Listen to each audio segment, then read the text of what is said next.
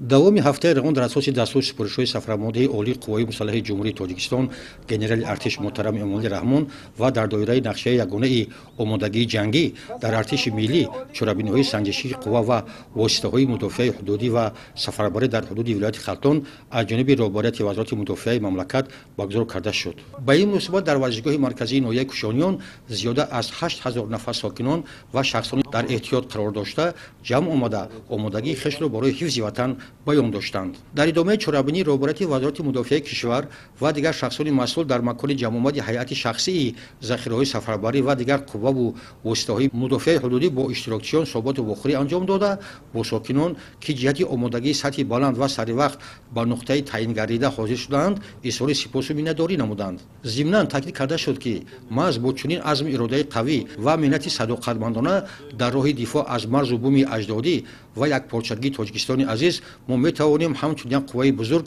давлату миллати хешро аз ҳар гуна хавфу хатар ва таҳдидҳои эҳтимолӣ эмин нигоҳ дорему зиндагии ободу осоиштаи мардуми ин сарзамини муқаддасро таъмин намоем. имрӯз дар асоси дастури супоришҳои пешвои миллат генерали артиш муҳтарам эмомалӣ раҳмон дар ҳама шаҳр ноҳияҳои вилояти хатлон мудофиаи ҳудудии сафарбарӣ рафта истодааст. имрӯз дар ноҳияи Кушониён мудофиаи ҳудудии сафарбарӣ баргузор карда шуд ки дар ин чорабинӣ зиёда аз 8000 нафар сокинони ноҳия техникаҳои барои сафарбар намудани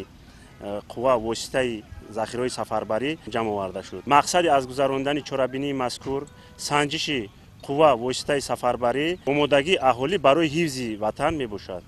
сокинони ноҳияи Кушониён дар пуштибонӣ аз сиёсати хиратмандонаи пешвои миллат муҳтарам эмомалӣ раҳмон изҳор доштанд ки омодагии ҳарбӣ ва тайёр будан ба хизмати халқу ватанро аз вазифаҳои аввалин дараҷа дар дасти худ қарор дода ҳамеша ба президент ва халқу ватан содиқ мемонанд. сокинони худогоҳ ташкили ин гуна чорабиниҳои ҳарбиро муҳиму сарвақтӣ арзёбӣ намуда таъкид карданд ки иштирок дар ин гуна ҷамъомаду машғулиятҳои таълимӣ имкони хуб аст то ки ҳамеша барои ҳимоя ва якпорчагии Тоҷикистони азиз омода бошанд.